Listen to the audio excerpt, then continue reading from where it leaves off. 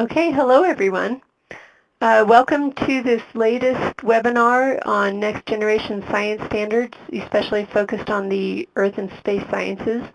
Today we have a pretty jam-packed webinar with 4 presenters on the topic of education for sustainability with the next generation science standards.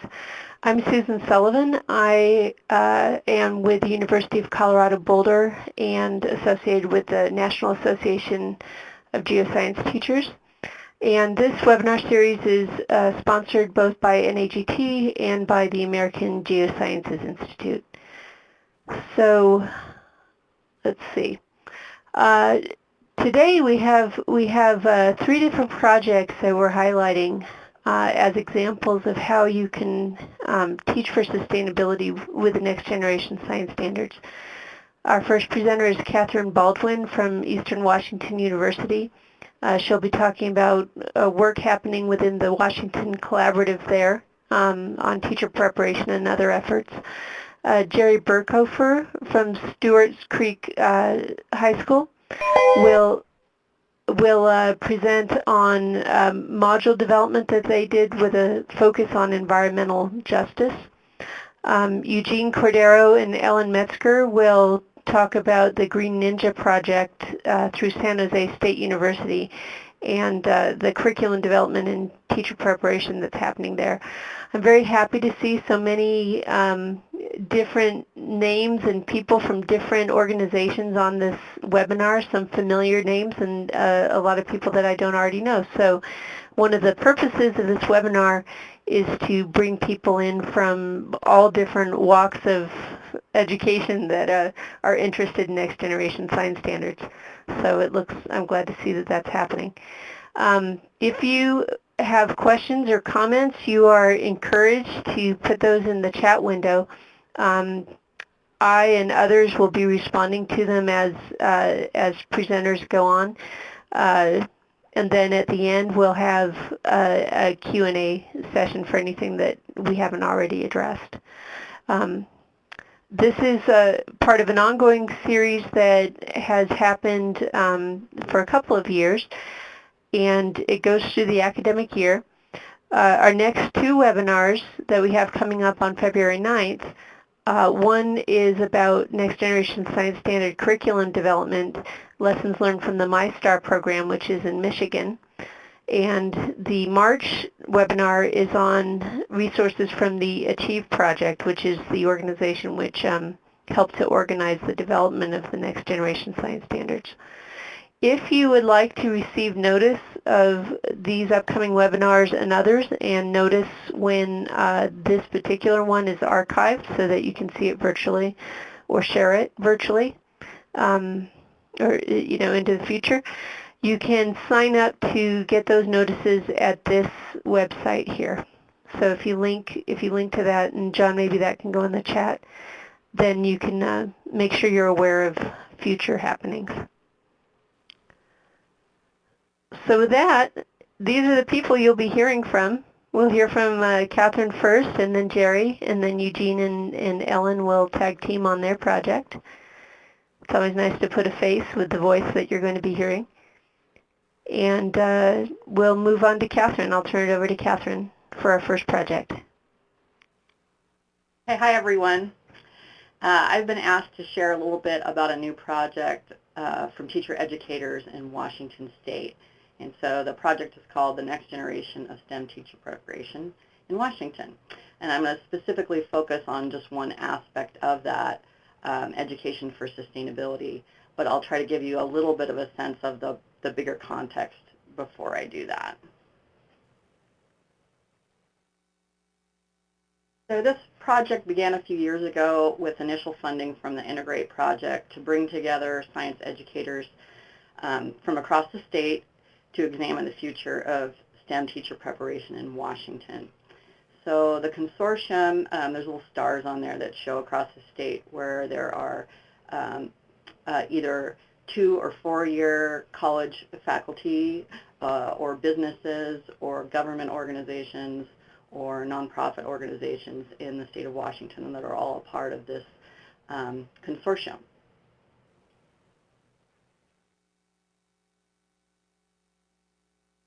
So in envisioning the STEM teacher of 2030, the consortium came up with these 6 what we call critical component working groups. So these are the things that we think are essential to examine to help improve STEM teacher preparation. And so you may ask, well, why 2030? And that was a date that we sort of set for ourselves because it was far enough out there that we didn't feel so constricted by time, but yet not so far off that it was unrealistic. So we just decided, what does the STEM teacher of 2030 look like? And so Education for Sustainability emerged as one of these critical component working groups. And so I'll focus on that for the rest of the talk. And in the discussions of the Education for Sustainability working group, the group came up with a number of guiding questions and key components to sort of guide this group as it's being put together. And the second one of those is the one I'm going to focus on today, is how do we incorporate Education for Sustainability into teacher preparation programs.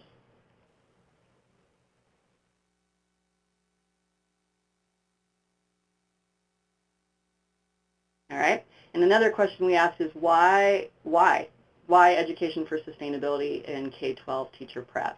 And I know in this case this is a little bit, everyone is all on the same page here about this, but these were our reasonings to give to other people for why it was so important to incorporate EFS into our teacher preparation programs. So it meets Washington State teacher competencies and Washington State standards. We do, in the state of Washington, we have environmental and sustainability education standards that we have to meet in addition to Common Core standards, NGSS standards, etc. All right, and then teacher prep is considered to be sort of the ideal time to train these future teachers about sustainability as they're learning about the next generation science standards. And so I'll give you an example of how we looked at rebundling some of the standards in the NGSS to address EFS in the curriculum.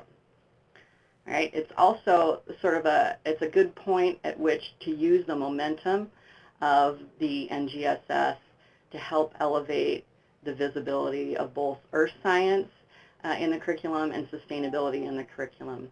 So these teachers are transitioning to the NGSS anyway, and so it's the perfect opportunity to make those connections to sustainability clear.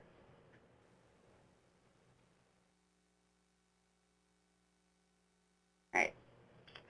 So there are many places in the NGSS where sustainability is more obvious, and this is just one example. So if you look at ESS3, Earth and Human Activity, and the A1 of that is natural resources.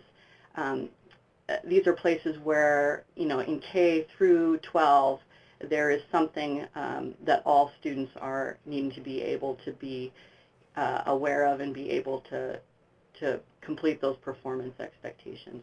So this is one that might be a little more obvious, but it also illustrates that it's very important as earth science teachers that we realize that, as some people say, it's a burden, that we have the burden of implementing sustainability into our classrooms, but I like to see it as more as we have the opportunity to implement that sustainability into our earth science classrooms. Right, and then there are other places in the NGSS where, many opportunities where, depending on what types of curriculum the school is working with or what types of problems or grand challenges they're trying to address, that it could easily be incorporated into a number of other areas, even though it may not specifically talk about sustainability in the standard.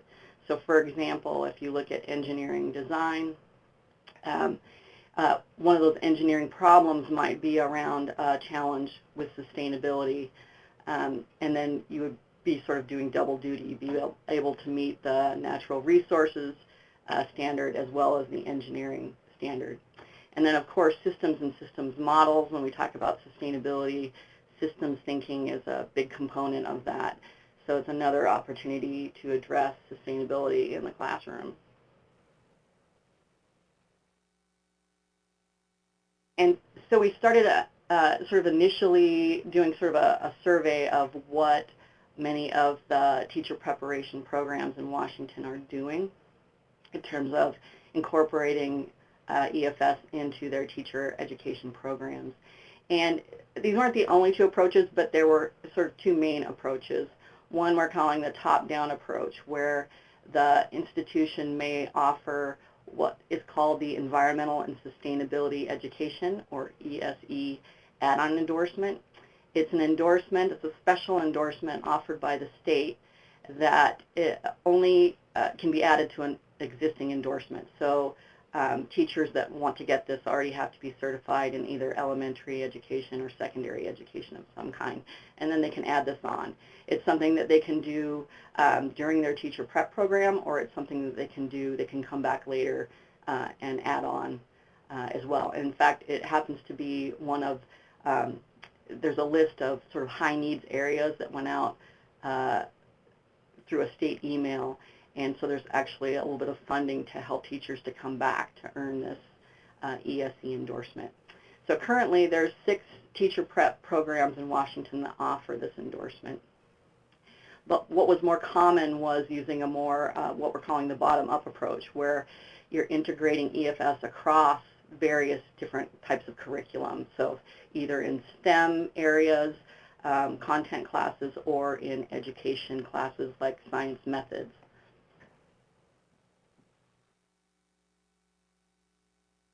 And then another thing that the group is looking at is looking to identify effective models, resources, materials, etc., everything that we can go through and analyze with the group and provide sort of an ongoing list of all of these resources to people in the state, depending on their context. So if people were trying to integrate across different classes, they might be able to use these resources in one way.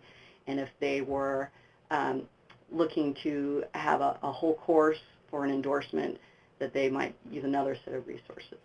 And so just one example of those resources that we have currently identified is the modules that are associated with the Integrate project. So I won't spend too much time on the Integrate project because I know a lot of you are familiar with that. But this is one that I use at my institution in a science methods course that we teach called Soil Systems and Society. And I'll show you how that relates to the NGSS here in just a minute. So in the second unit of this activity, it's an activity called Mapping Patterns. And the pre-service teachers, the pre-service elementary teachers, take a look at a number of different maps. In this case, it's showing the elevation map, annual precipitation, soils, and agriculture for the state of Washington. And if you look at the module online, it tells you how to go about looking for other states as well, if you're looking for the same information for another state. And basically the idea, there's a series of questions that prompt the students to look at the patterns that they see in each map, and then to look at patterns across maps, and to make connections between the different parts of the bigger system. And if you change one thing on the map, if you change the precipitation, how would that affect, you know, the soil of that region or the agriculture of that region, etc.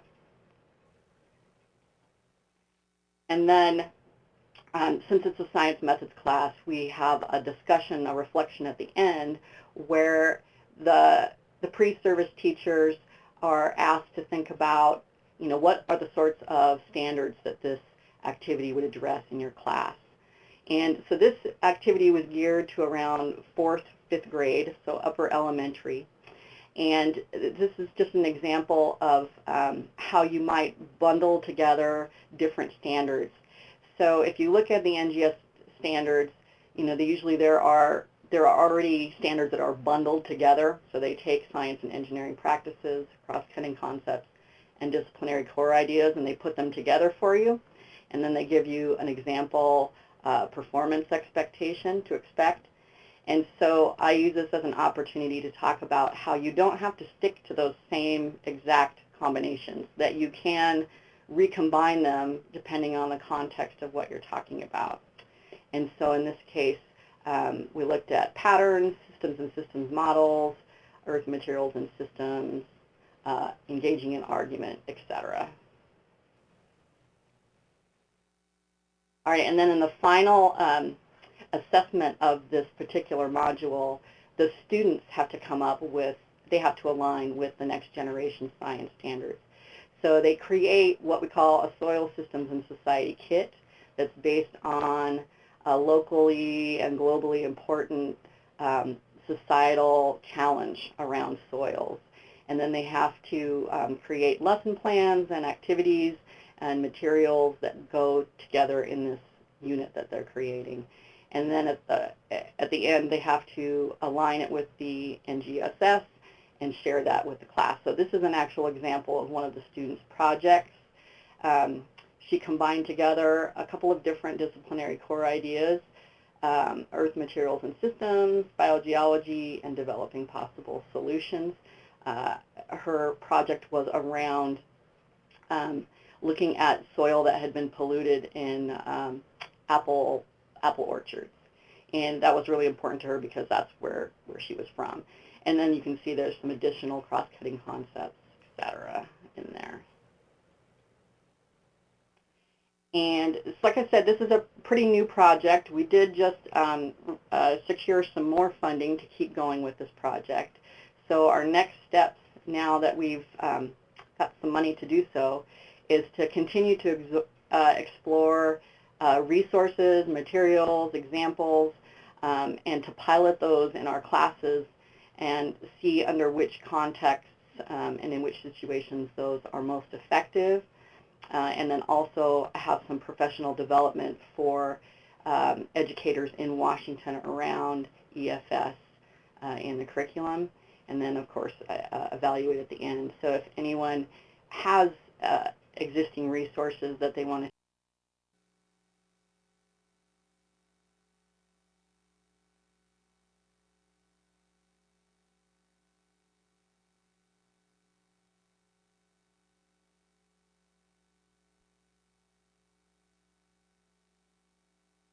share, I would love to hear from you, or if you want me to contact you as we're developing this sort of ongoing list, I'd be happy to do so as well. Thank you. Great, thank you, Kathryn.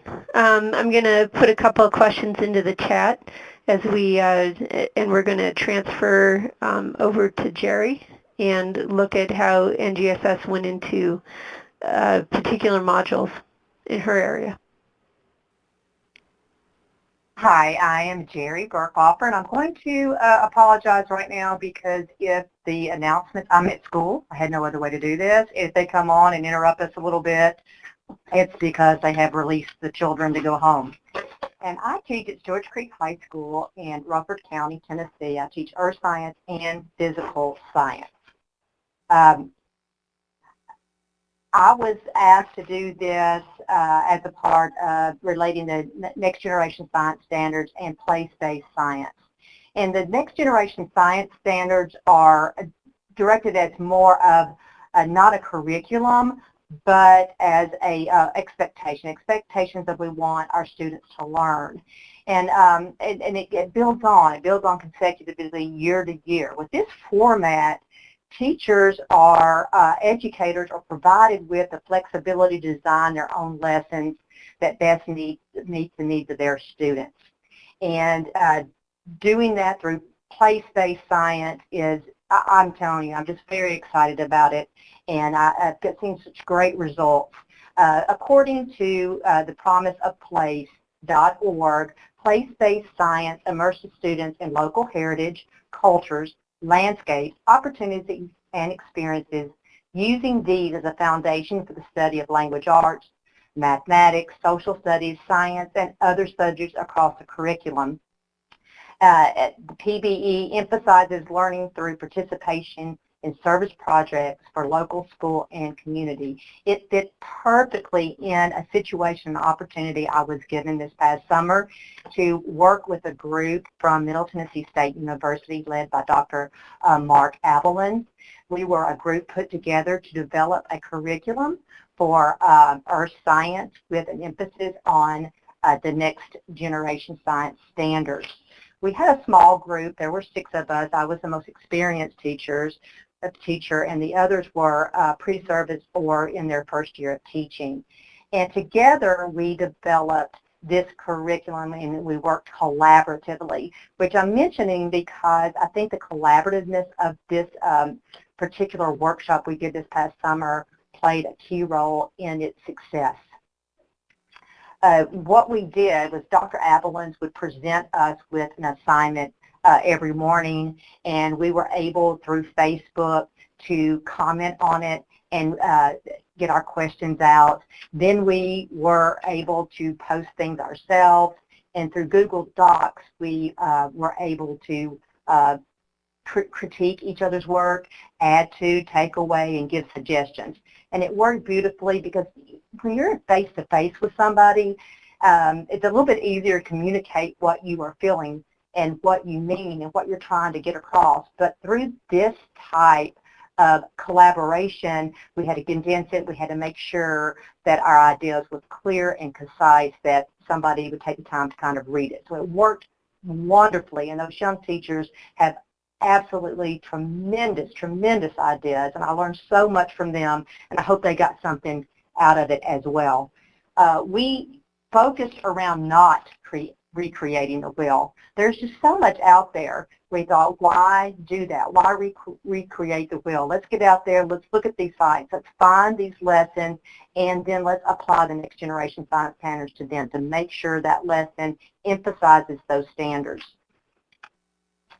With that, and as the next generation science standards as our background, as our emphasis, we dug in. And from there, we looked at performance expectations and the domains. Now, we centered around the performance expectation of plan and conduct an investigation of the properties of water and its effects on earth materials and the surface process. Now here's the beauty, and this is where I just really get excited, because this is where we were able to start inserting local geography, local history, local culture into this lesson, because this being the broad topic, this being the expectation of the outcome, we just merely just tip of the iceberg. Now what we could do was take our topography and our local geography and our local history and more define this lesson. And our goal was to investigate the effects, results of the dissolution of limestone that Middle Tennessee has plenty of in shaping the landscape, the effect of water, through a teacher-led demonstration in-class solubility lab applying the concepts of local karst topography and its role in forming and sustaining the Cedar Glade ecosystem, which we have right here in Middle Tennessee and some throughout the southeastern United States. Now, I got so pumped up. As soon as I got into it, I mean, my head about exploded with ideas. I'm like, using Tennessee, which the kids sometimes think that where they live is boring, it just became exciting. And immediately, I was driving down the street here in our county, and I saw the sign that you see on this slide, Trail of Tears Original Route. And I said, that's it. That's how I'm going to lead into this lesson. And I took the Trail of Tears, the situation that our Native American Cherokee Nation was put in, where they were removed from their homeland and marched hundreds of miles west to Oklahoma to a reservation. And I was, the kids know about this, but they didn't know a whole lot about it. And as we went through, we were talking about it, just to really as a hook and a setting the scene type of thing, giving background and attaching history to geography. They started coming in with these ideas and questions, and what went from a hook went to a 2-day lesson. And actually the students, when I asked them, why do you think the Cherokees were removed? And they said stuff like, people were afraid of them. Well, as our conversation took on deeper meaning. They were able to come up with, no, they wanted the land that these people are on. And ta-da, geography, our topography, our earth science playing a role in Tennessee, and in our lesson about solubility and karst topography and earth science. And what we did was I took them on a little trail, and we put up, you don't see it as well here, but followed them, let's see if I can find it, along the trail that went through Tennessee. And as we went through, they could see the changing in geography as we went through. The topography changed. I'm pointing with my hand, and kind of, you're not seeing that, but you can see how it changed from metamorphic rock to more sedimentary rock, and then you get to the point where we live right here in Middle Tennessee. We were able to discuss what were the hardships that the Indians faced as they were going across this terrain. They were used to mountains. What were they used to, and how did it affect their way of life? So we were able to use that as a hook and use that as a connection. We evaluated information that we were given. We scale and proportion, was looking at these maps. All kinds of the domains and the standards that come into play were right there, cause and effect. I mean, I could have just done a whole lesson just on that, but that was my hook. As we got into it, we started that lesson. We did the Trail of Tears. I'd happened to have already planned a field trip, and on the way to the field trip is a local battlefield, the Stones River National Battlefield right here in Rutherford County. And we had some little extra time, so I said, stop the bus, quick, pull over, stop that bus, we're going to get out and look at these outcroppings, because I knew that our study was coming really close to doing the karst topography and the solubility of limestone. So we got out, I let the students explore. I was able to tell them briefly what I knew about the history of this area, and where, if you see in these, take this little down in here, these crevices, the actual cannons and the troops in the Civil War got stuck there, and it played a huge role in the outcome of that particular battle. So I was able to say, look at the geography here, look at the topography here, look at the limestone. It played a role in society, it played a role in history, and they were able to make that connection. So they were asking questions, defining problems, obtaining, evaluating, communicating information, all these things. And as I was looking for a lesson, I ran across something that Leslie Petruzzi wrote, and it was when learning about the impact of racial issues, it's important that students learn why the environment is important to them, no matter where they live. It can be an exciting place like Hawaii, but it can be an also very important place like Middle Tennessee. And given that students, that visual and that hands-on, it's what's most likely going to be make them more inclined to make changes environmentally and take a stand and become aware. So I really like that. And then we went straight into learning the nuts and bolts of solubility and karst topography. By that, we used some more of the outlines of the next generation science and making sure they were able to build the release of the students. But I hope you can hear me. The students built a model, and I had a lesson that gave them specific directions on how to build this karst topography model out of sugar cubes. I gave it second thought. I just, instead of giving them directions, I set out the materials and said, you tell me how we can show and model karst topography with these sugar cubes. They were perfect. They did it actually beautifully.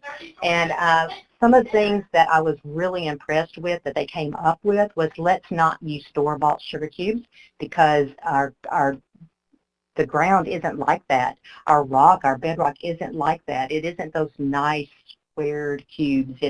It's different. It's irregular shape. It's got round. So we made our own sugar cubes, which reinforced actually how sedimentary rocks are made to begin with.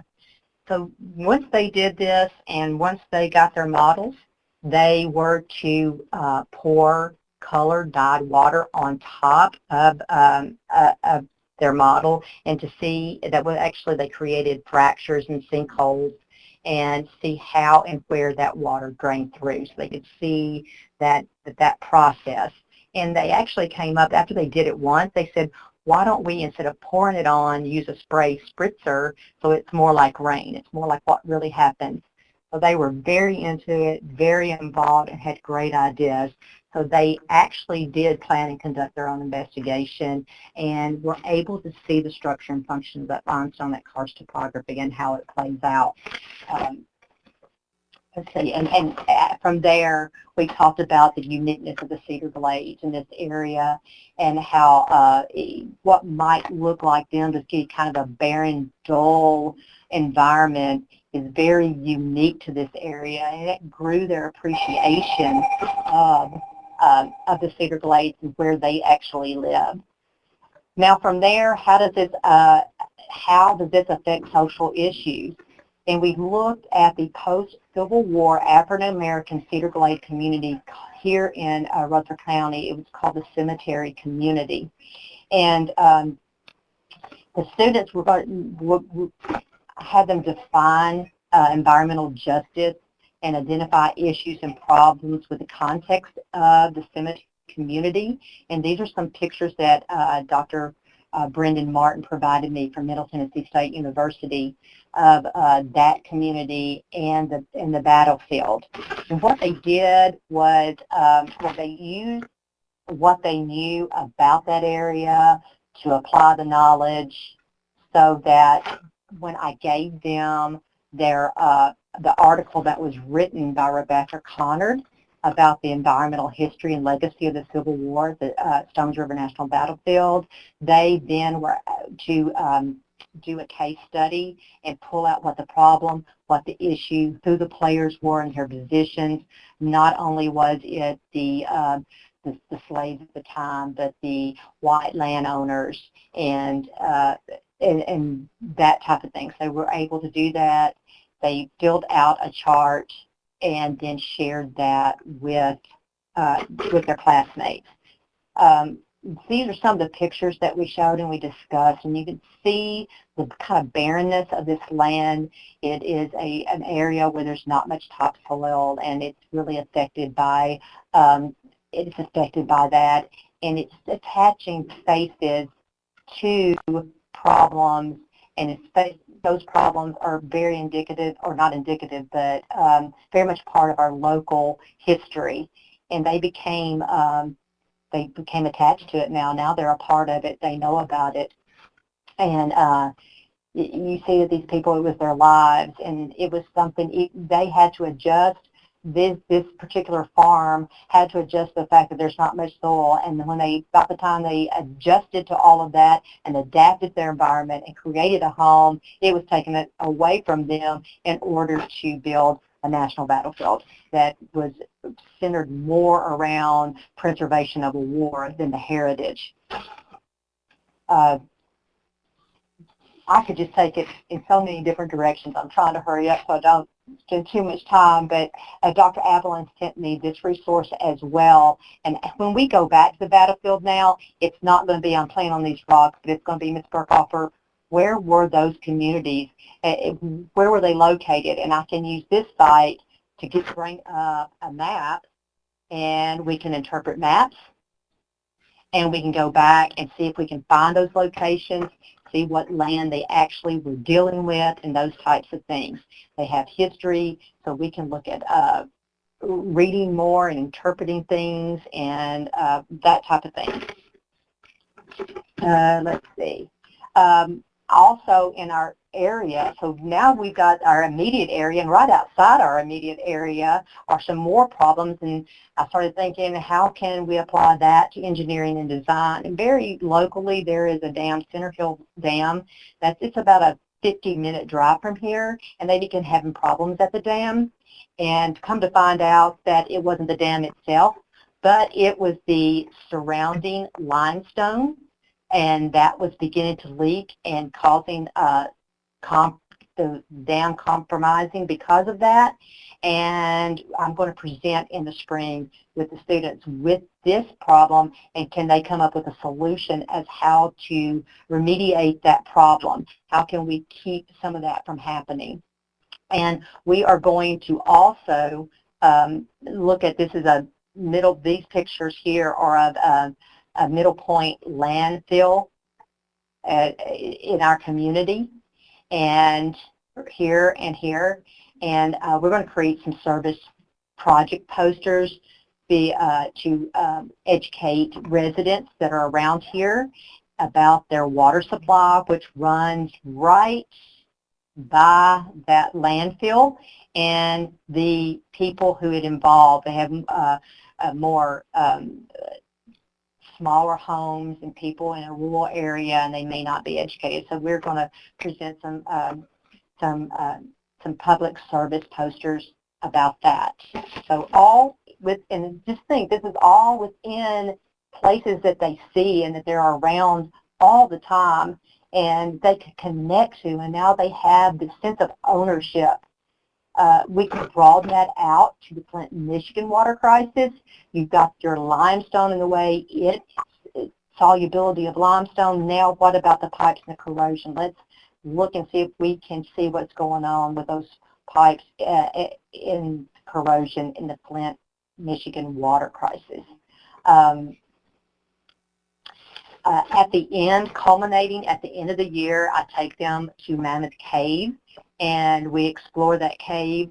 And the whole goal of this whole unit is so that students will understand the function of limestone and karst topography of this area. We have a lot of sinkholes. We have a lot of beautiful caves that they can explore.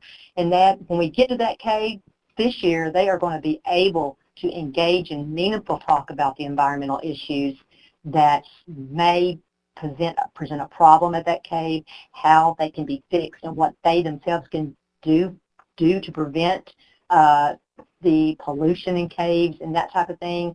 Also, how they can participate in that cave exploration as a good environmental citizen. And we have some problems with white-nosed bat syndrome, things like that that play a role in that. And now how they can relate all of this to geography and history and bring it together. They, as you can see, the smiles on their faces, they get really excited about it. Now they own it. And now when we go back to places, they start asking more meaningful and in-depth questions. And I cannot speak enough about place-based science. It is, it's just fabulous. So that's what I've got. Thank you, Jerri. That's amazing. And I think it's a great model of showing how you can develop this kind of thing virtually without, so you could be working with anybody.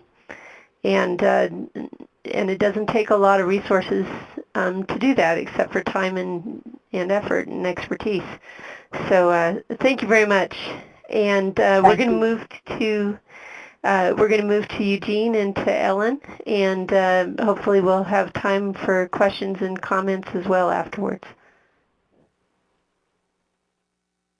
Okay, well, thank you. And those were really interesting presentations before. So we're going to share with you, Ellen and I are here together. We both are professors at San Jose State. I'm in meteorology and climate science, and Ellen's in geology and also in science ed.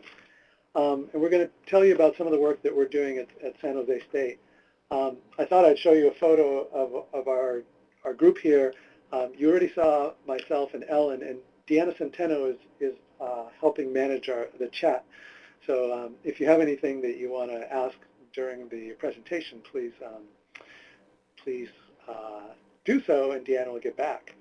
I wanted to just start. I'm going to tell you kind of a personal story of how I'm a climate scientist by training, and how I got interested in education. Actually, Ellen is part of that story as well. But here on campus, people call me professor or doctor, whatever, but they also call me Dr. Burrito. And I know that's kind of a curious title, and this is a kind of curious photo. And I thought what I would do is tell you a little bit about how this happened, because it does inform some of the work that we're doing, and I think there's a connection here with sustainability. In 2008, a friend of mine decided to write a book. Her name is Laura Steck, and she is an environmental food activist, a chef, an educator. And I was the only climate scientist she knew, so she asked me if I would participate in writing this book together. And we published this book called Cool Cuisine, Taking the Bite Out of Global Warming. And the book was about food and climate change.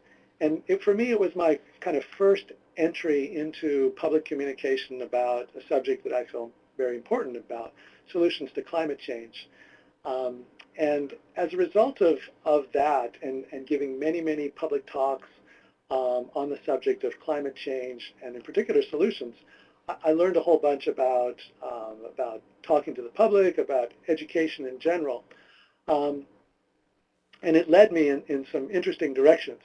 And one thing that at that time and later in reflecting, and many of us, I think we're all on the same page, is understand is that education is a really important element, and in particular for environmental topics like climate change. And the UN framework said that education is an essential element for mounting an adequate global response to climate change. And I think we see that we see that a lot in our community. But we live in Silicon Valley here, where some of the biggest companies, tech companies in the world, Adobe and Apple and Facebook, are all just down the hall, down the road, and so this is the kind of world that we live in. And we hear a lot about clean technology. We hear about wind and solar, and Elon Musk probably is the biggest CEO in Silicon Valley right now, talking about his company Solar City, Tesla, battery technology. And so these are like the exciting topics in Silicon Valley today. And we don't hear as much, and we hear about STEM education too. In particular, in Silicon Valley, we hear a lot about cyber infrastructure, cybersecurity, and we also hear about robotics. But we haven't heard as much about STEM education for mounting a real response to climate change. And so one of the questions that we have is, can we quantify the potential role of education as a mitigation tool? And if we can we really demonstrate that the type of education that all of us are very interested in can actually show measurable changes to improve our environment, to improve people's lives, to make our planet cleaner and healthier. And so that was really kind of the goal that started me and Ellen as well of our work, is not only can we develop some interesting educational experiences, but can we demonstrate that these are actually showing measurable improvements in our environment. So that's kind of like the starting point for our work. As a result of that, we invented a Green Ninja superhero and character. And that happened because I kind of went outside of meteorology and started to work with people in art and animation and in education. And many of us know that when we really understand some of the environmental challenges we have today, that it's depressing and challenging. And we also know that when you go and try to talk to the public and get them interested, that if you just tell them the facts and show them the graphs, that they may not act in ways that we think as scientists and educators are in line with the science that we're presenting. So we kind of intentionally decided to use fun and humor and a superhero character to engage young people around, in particular, solutions to climate change.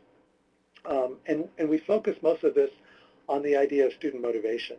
And many of us know that there's a strong background in the literature that shows that student motivation is a key element in connecting.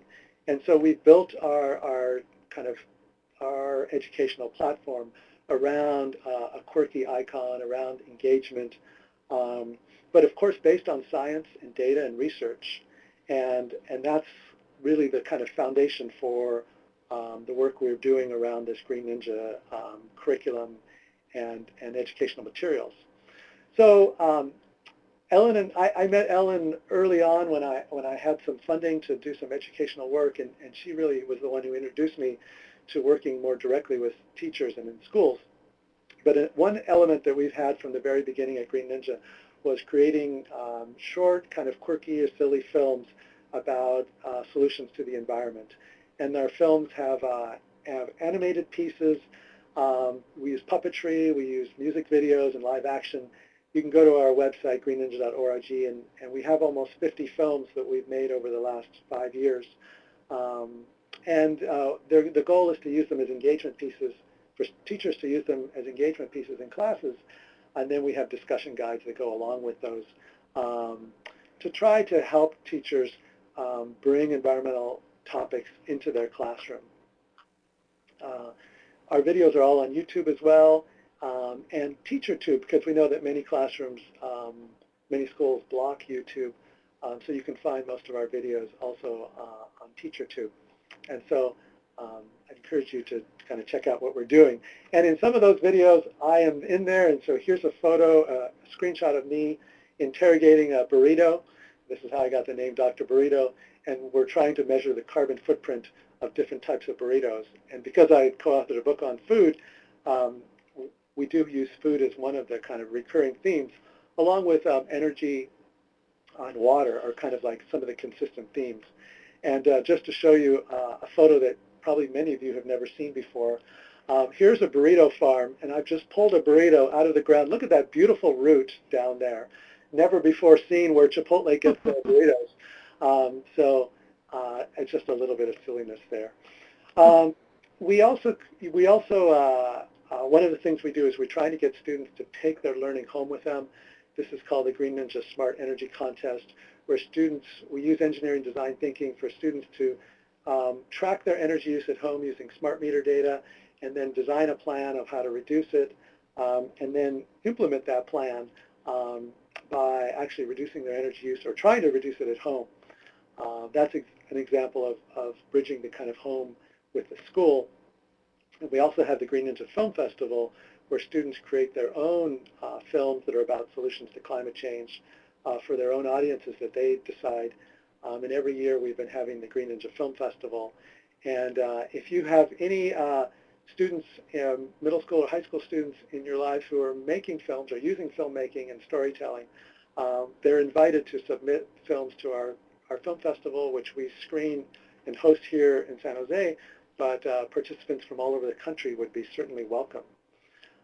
We also have made a couple games that have students, like, they're actually skill-based games, but then they have to answer questions to get points or to get power and control, and those are kind of fun. But our kind of most serious and ambitious project right now is we're building a middle school curriculum using NGSS as our framework for the life science, earth science, physical science, and engineering. We've completed a year of that grade 6, and we're piloting in schools right now, and we're looking for different contexts to pilot our curriculum. And so Tennessee, Kansas, other states, we'd love for teachers to participate. It really is, the focus is on environmental solutions, in particular climate, but any kind of environmental solutions. You'll see our materials are all based around that, but we're building it primarily on NGSS. And it's, as many of you know, developing curriculum is challenging and also fun and interesting.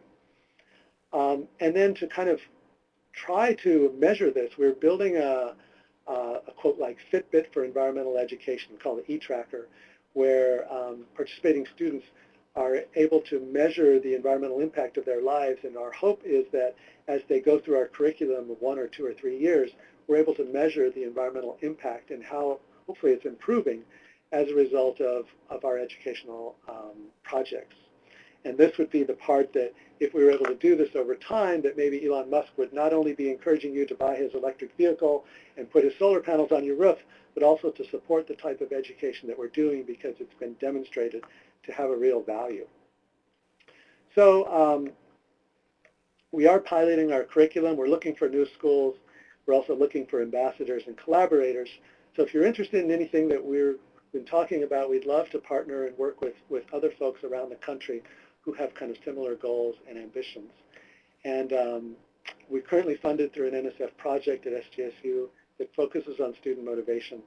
And just as a full disclosure, we have recently become a benefit corporation.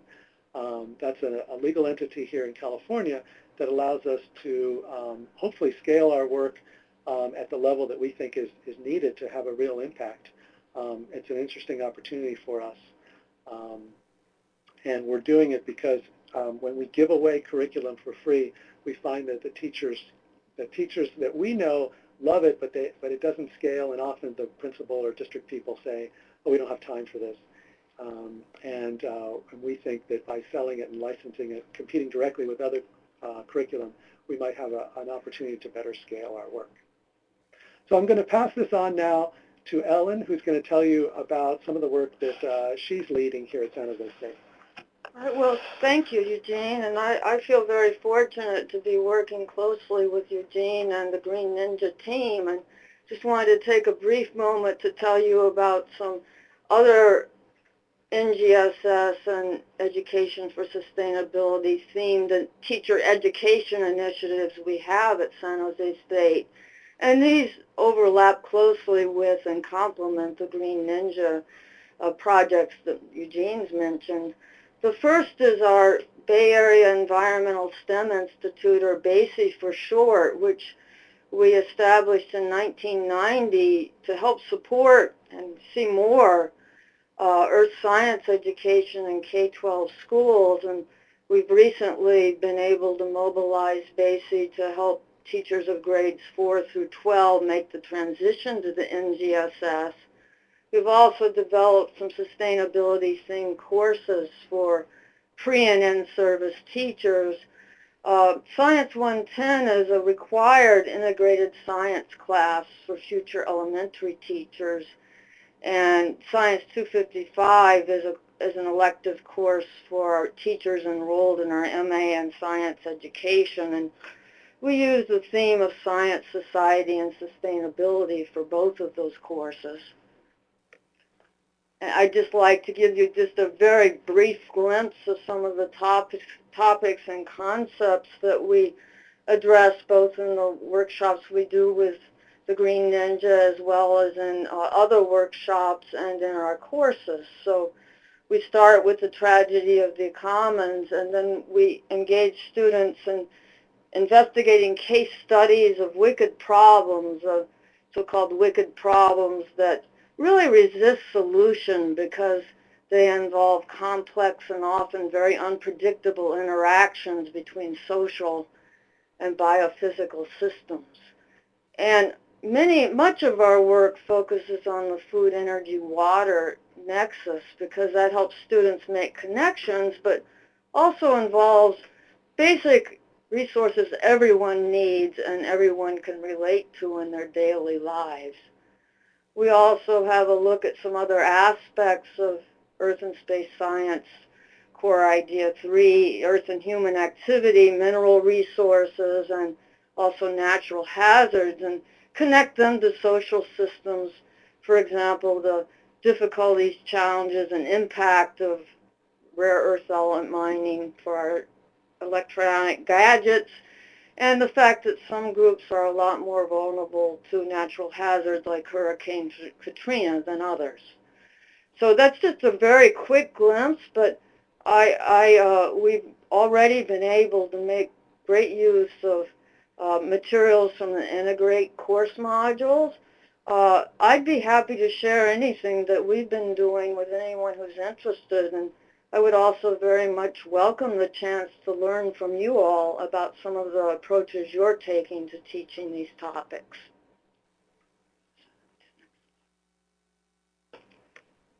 And so I'm just going to finish up here and then turn it over to Eugene to, here's my email, and the last thing I wanted to mention is that BASI has a website, www.basi.org, that includes a searchable database of teaching materials we've accrued over the last 25 years or so, and includes quite a few things that are centered on climate change and sustainability as well as some other earth and environmental topics. Yeah, thank you, everybody. All right. Well, thank you, Ellen and Eugene. Now, can we find more information about the teacher preparation work on the BASE website? Any other examples? I don't think we have explicitly things about teacher preparation, but the things that are there at the BASE website are the same activities and materials that we are using in the teacher preparation courses. Okay. So that would give you a good sense of the kinds of things we use to engage our students while, and I should have mentioned that in both the in-service and pre-service courses, we have students experience these activities that are very closely aligned to the NGSS, so they get a good sense of how these things can be implemented in their own classrooms. Mm-hmm. Okay, thank you. We have a few minutes, just a couple minutes for questions if anyone would like to ask anything of our presenters or presenters ask of each other.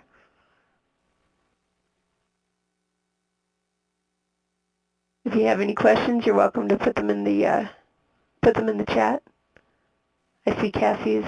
Some people are typing now. Well, I just want to say that I can't wait to further explore the resources that were mentioned by the other presenters. It's some really interesting things that I definitely will follow up on. Yeah, I agree. There's a lot going on, but because it's kind of emerging all around the country from different people working at the project level, one of the goals of this webinar series is to try and highlight some of the work that people are doing. I want to remind everybody again about the upcoming webinars in February and March. And then also I'd like to highlight Wendy's comment. She asked if presenters are presenting at EER 2017, and what that means is Earth Educators Rendezvous, which is it's a Earth Education specific conference. This will be its third year, and it will be hosted in Albuquerque. That's sponsored by NAGT, and so I would say I would encourage people to present at that conference on their NGSS work and or anything else that you're doing that you think is of interest, and also watch out for that registration as it becomes open and calls for sessions, all that sort of thing. Oh, good. Of course, John, always on it, has a link in the has a link in the chat, so that's great. I encourage and hope that you will that you'll sign up for the email list so that you can stay informed about this series. And with that, I want to thank all of our excellent presenters and thank them for the excellent work that they're doing as well. Everybody, hope you have a great day and a great rest of your evening. Thank you. Thank you.